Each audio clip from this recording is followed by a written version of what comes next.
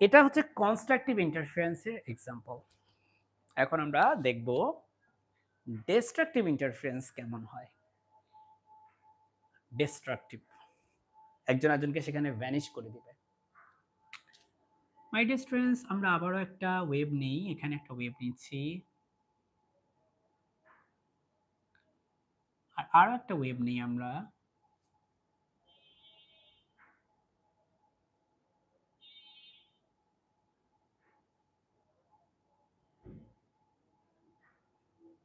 তুমি দেখতে পাচ্ছ কতটা সূক্ষ্মভাবে এগুলো করা লাগে, তাহলে ছবিগুলো ভালো হবে না। ওকে, না হলে ছবিগুলো ভালো হবে না। তাহলে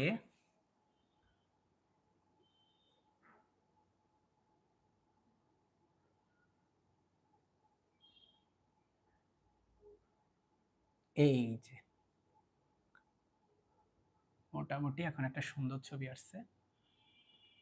এখন আমরা এগুলো মুছে দিই। এই যে এটাতে দেখো কি হচ্ছে,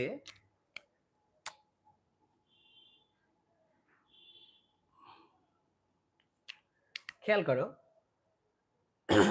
এই ওয়েভটা যখন উপরের দিকে যায় এই ওয়েভটা তখন নিচের দিকে আসে, এই ওয়েভটা যখন নিচের দিকে যায় এই ওয়েভটা তখন উপরের দিকে আসে। সো তারা আছে কমপ্লিটলি আউট অফ ফেজে আছে, মানে 180 ডিগ্রি অ্যাপার্টে আছে তারা। এটাকে বলি আমরা কি, কমপ্লিটলি আউট অফ ফেজ, মানে একজন সাথে আরেকজন টোটালি আউট অফ ফেজে আছে। খেয়াল করো, এটার অ্যামপ্লিটিউড যদি হয়, আচ্ছা এটা নেওয়া যাবে না, এই কালিটা অনেক গাঢ়। খেয়াল করো, এটার অ্যামপ্লিটিউড যদি হয়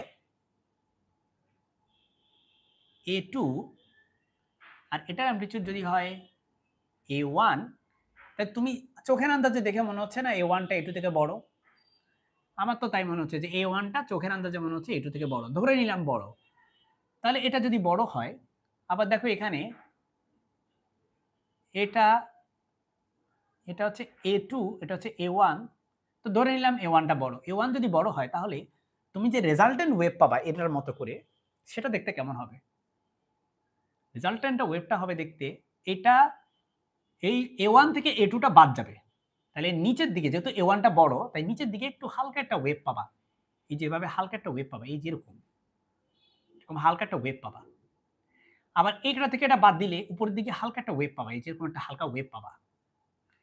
এটা হচ্ছে তোমার রেজাল্টেন্ট, মানে ফলাফল, রেজাল্টেন্ট বা ফলাফল। তাহলে এখানে খেয়াল করো তুমি, এখানে কিন্তু একজন একজনকে ক্যান্সেল করে দিচ্ছে। হ্যাঁ, ক্যান্সেল করে দিচ্ছে। এখন যদি তুমি বলো যে স্যার এখানে আপনি যদি দুইটা ইকুয়াল হইতো, A1টা যদি A2 থেকে বড় না হয়ে দুইটা যদি ইকুয়াল হইতো তাহলে কি হইতো? তাহলে দেখো এরা সম্পূর্ণ ভ্যানিশ করে ফেলতো, দেখো কোনো ওয়েভ নাই, একেবারে ভ্যানিশ করে ফেলছে একজন একজনকে। এটাকে আমরা বলি কমপ্লিটলি,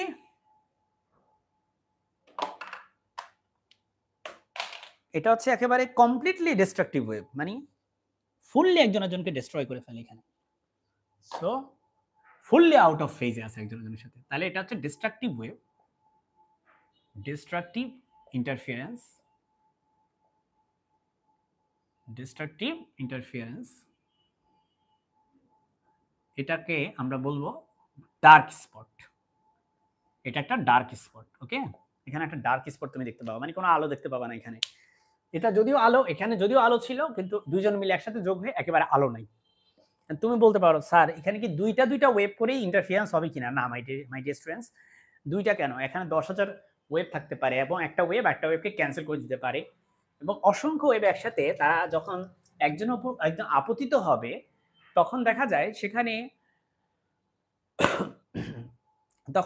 সেখানে আপতিত হওয়ার পরে একটা ওয়েভ আরেকটা ওয়েভকে দেখা গেল যে ক্যান্সেল করে ফেলতেছে এবং একটা ওয়েভ আরেকটা ওয়েভের সাথে যোগ হচ্ছে, এরকম করে 10,000 ওয়েভের একটা কম্বিনেশন তৈরি হবে। এই যে অ্যালজেব্রিক তাদের যোগগুলো, তাদের হাইটের অ্যালজেব্রিক যোগগুলো, সেটা নিয়ে একটা নতুন ওয়েভ তৈরি হবে। সো ইন্টারফারেন্সের কনসেপ্ট হচ্ছে এটা। এখন আমরা চলে যাব, আশা করি তুমি ইন্টারফারেন্সের কনসেপ্টটা বুঝতে পারছো। যদি পারো তাহলে এখন আমরা condition of interference of light পড়ব, কারণ লাইটের ইন্টারফারেন্স ঘটার কিছু কন্ডিশন আছে। সেই কন্ডিশনগুলো যদি ফুলফিল না হয় তাহলে কিন্তু তুমি লাইটের ইন্টারফারেন্স দেখতে পাবা না।